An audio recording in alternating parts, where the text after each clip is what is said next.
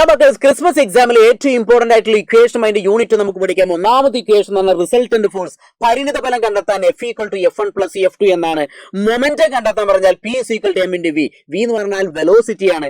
അപ്പോൾ ഫോഴ്സ്, പരിണിത ഫലം, റിസൾട്ടന്റ് ഫോഴ്സിന്റെ യൂണിറ്റ് എന്ന് പറഞ്ഞാൽ ന്യൂട്ടൺ എന്ന് ഓർത്ത് വയ്ക്കുക. മൊമെന്റത്തിന്റെ യൂണിറ്റ് പറഞ്ഞാൽ മാസിന്റെ യൂണിറ്റും വെലോസിറ്റിന്റെ യൂണിറ്റും എടുക്കുക. അപ്പൊ എന്താണ്? Kilogram metre per second. അടുത്തൊരു ഇക്വേഷൻ എന്ന് പറഞ്ഞാൽ ഇനീഷ്യൽ മൊമെന്റും അതേപോലെ തന്നെ ഫൈനൽ മൊമെന്റും. ഇനീഷ്യൽ മൊമെന്റം എന്ന് പറയുമ്പോൾ അവിടെ ഇനീഷ്യൽ മൊമെന്റം U എന്ന് പറഞ്ഞാൽ ആദ്യ പ്രവേഗം, ഇനീഷ്യൽ വെലോസിറ്റിയാണ്. V എന്ന് പറഞ്ഞാൽ ഫൈനൽ വെലോസിറ്റി. അപ്പോൾ ആദ്യ പ്രവേഗം വരുന്ന ഭാഗത്ത് ഇനീഷ്യൽ മൊമെന്റം വരും, ഫൈനൽ വെലോസിറ്റി വരുന്ന ഭാഗത്ത് ഫൈനൽ മൊമെന്റം വരും. അപ്പോൾ രണ്ടിന്റെയും യൂണിറ്റ് എന്ന് പറഞ്ഞാൽ കിലോഗ്രാം മീറ്റർ പെർ സെക്കൻഡ് തന്നെയാണ്. ഇനി അടുത്തൊരു ഇക്വേഷൻ, ചേഞ്ച് ഇൻ മൊമെന്റ് എന്ന് പറഞ്ഞാൽ ഫൈനൽ മൊമെന്റത്തിന് ഇനീഷ്യൽ മൊമെന്റ് മൈനസ് ചെയ്യുക. അപ്പോൾ MV - MU, unit kilogram metre per second എന്നാണ് വരിക. പക്ഷെ rate of change of momentum എന്ന് പറയുമ്പോൾ മൊമെന്റ് വ്യത്യാസത്തിന്റെ നിരക്ക് എന്ന് പറഞ്ഞാൽ MV - MU/T എന്നാണ്. ഇതിന്റെ unit kilogram metre per second square വരും. പ്രത്യേകം ശ്രദ്ധിക്കുക, kilogram metre per second square. ഇത് F ഫോഴ്സിന് നേരനുപാതത്തിലാണ്, ബലത്തിന് നേരനുപാതത്തിലാണെന്ന് ഓർത്ത് വയ്ക്കുക. ഇനി ന്യൂട്ടന്റെ സെക്കൻഡ് ലോ എന്ന് പറയുമ്പോൾ അതിന്റെ ഇക്വേഷൻ F=ma.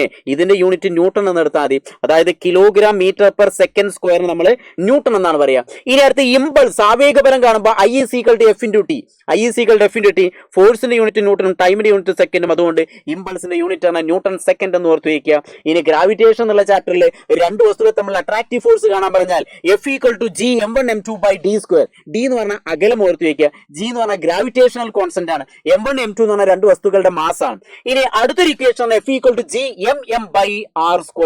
ഭൂമിയുടെ റേഡിയസ് ആണ് R എന്ന് എടുക്കുന്നത്, ഭൂമിയുടെ മാസാണ് ക്യാപിറ്റൽ M, ഭൂമിയുടെ ഉപരിതലത്തിലുള്ള വസ്തുവിന്റെ മാസാണ് സ്മോളർ m എന്നുള്ള ഓർത്ത് വയ്ക്കുക.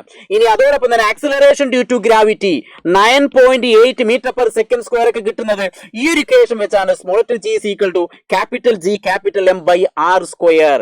അടുത്തത് കറക്റ്റ് വെയിറ്റ് കണ്ടെത്താനുള്ള ഇക്വേഷൻ, അല്ലെങ്കിൽ W = mg എന്നൊക്കെ പറയാം. അപ്പൊ F=mg എന്ന് ഓർത്ത് വയ്ക്കുക. അങ്ങനെ ഒരു ഇക്വേഷനും.